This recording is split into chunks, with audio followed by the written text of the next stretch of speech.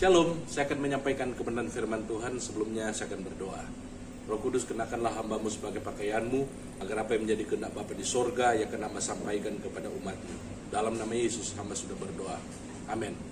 Nah, firman Tuhan yang akan saya sampaikan terdapat di dalam Filipi pasal yang ketiga ayat yang ke-20, bagian A, di mana dikatakan sebab kewargaan kita adalah di dalam sorga.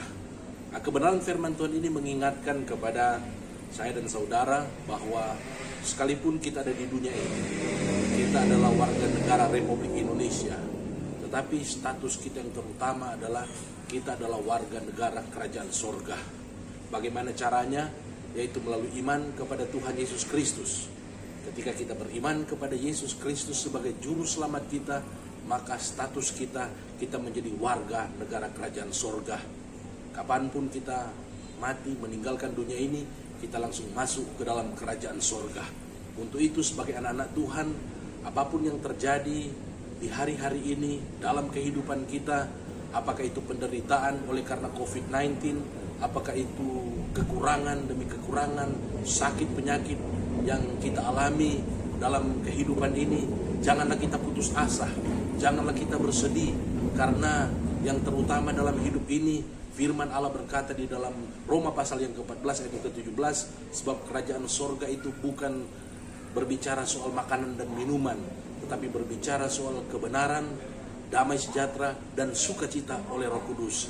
Yang terutama dalam hidup ini, sekalipun mungkin kita berkekurangan, mengalami pergumulan demi pergumulan yang berat, tetapi kita tetap hidup dalam kebenaran, melimpah dengan damai sejahtera. Artinya hubungan kita dengan Tuhan itu benar, hubungan kita dengan sesama juga itu baik, dan kita penuh dengan sukacita oleh karena Roh Kudus.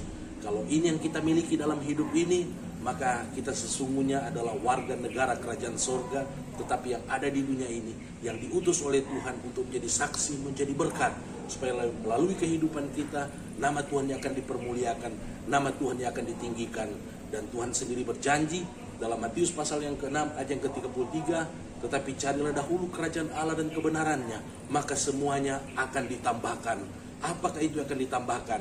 Segala yang dicari oleh bangsa-bangsa yang tidak mengenal Allah, sandang, pangan, dan papan, itu akan Tuhan tambahkan dalam kehidupan saudara yang mau hidup dalam kebenaran, hidup dalam damai sejahtera, dan hidup dalam sukacita oleh Roh Kudus, taat melakukan perintah-perintah Allah.